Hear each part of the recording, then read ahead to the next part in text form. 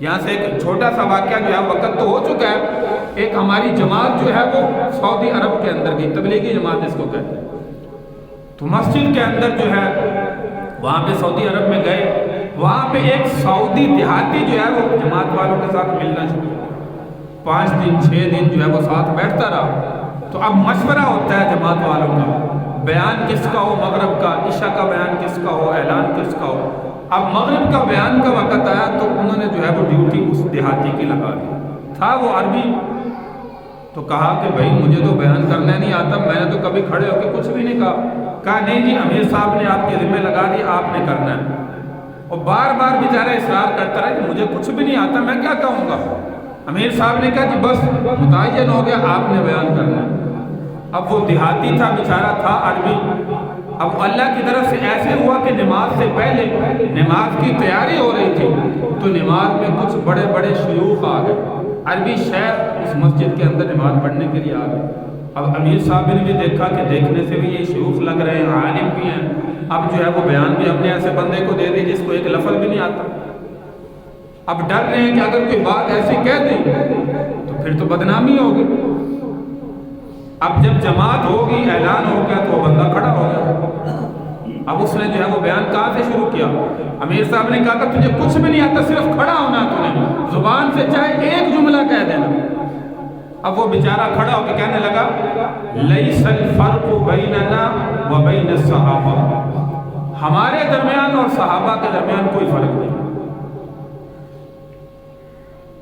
مل فرق بیننا و بین الصحابہ، پھر دوبارہ جملہ کہا ہمارے درمیان صحابہ کے درمیان کوئی فرق نہیں۔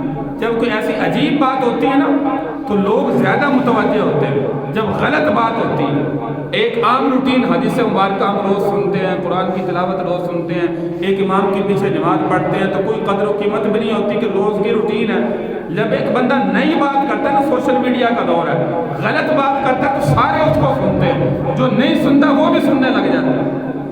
اب وہ بڑے بڑے شیوخ بھی تھے، وہ بھی سارے متوجہ ہوئے۔ امیر صاحب نے سر پکڑ لیا، خدا رہا یہ کیا کر رہا ہے، اس نے جملہ ہی ایسا کہہ دیا کہ اس کی تو معافی نہیں ہے، کہ ہمارے درمیان صحابہ کے درمیان جو ہے وہ فرق نہیں ہے۔ اب جو بڑے بڑے شیوخ علماء تھے وہ بھی متوجہ ہو گئے کہ یہ بندہ کیا کہہ رہا ہے، ہمارے درمیان صحابہ کے درمیان کوئی فرق نہیں ہے۔ جیسے ایک بندہ گاؤں کے اندر جو ہے اس نے اذان دی، کوئی نمازی نہ آیا، ایک بزرگ گزر رہا تھا، وہ نماز پڑھنے کے لیے آ گیا، وقت ہو گیا، اس نے کہا بھائی اب تک نمازی کیوں نہیں آیا؟ اس نے کہا دوبارہ اذان دے، مؤذن نے دوسری دفعہ پھر اذان دی، سارا گاؤں اکٹھا ہو کے جو ہے کہ بھائی مولوی صاحب تجھے کیا ہو گیا، دوسری دفعہ اذان کیوں دی؟ اس نے کہا بھائی کوئی آ نہیں رہا تھا، میں نے اس لیے اذان دی، اب سارا محلہ جو ہے وہ اکٹھا ہو گیا، لہذا نماز پڑھو۔ تو جب ایک عجوبہ کام ہوتا ہے نا تو سارے متوجہ ہو جاتے ہیں۔ تو اس نے کہا لیس الفرق بیننا و بین الصحابہ، اب وہ سارے متوجہ ہیں کہ آگے یہ جملہ کیا کہے گا۔ اس نے آگے کہا الا شبر واحدہ، مگر ایک بالشت کا فرق ہے، ہمارے درمیان صحابہ کے درمیان ایک بالشت کا فرق ہے، ویسے کوئی فرق نہیں ہے۔ اب وہ کہا اب اور متوجہ کہ بھئی آگے کیا فرق یہ بتائے گا، ہمیں تو کچھ سمجھ نہیں آ رہی۔ تو اس نے کہا کہ ایک بالشت کا فرق ہے۔ بالشت کا کیسے کہا؟ ہمارے دل اور زبان کے درمیان ایک بالشت کا فرق ہے، صحابہ کا ایمان دل میں ہوتا تھا، ہمارا ایمان زبان پر ہوتا تھا۔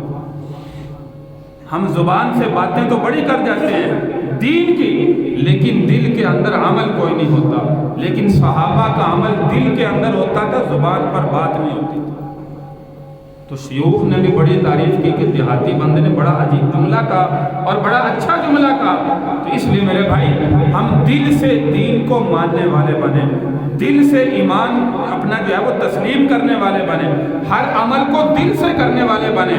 جب دل سے ہر عمل کو کریں گے تو میرے بھائی وہ ہمارا عمل اللہ کے ہاں قبول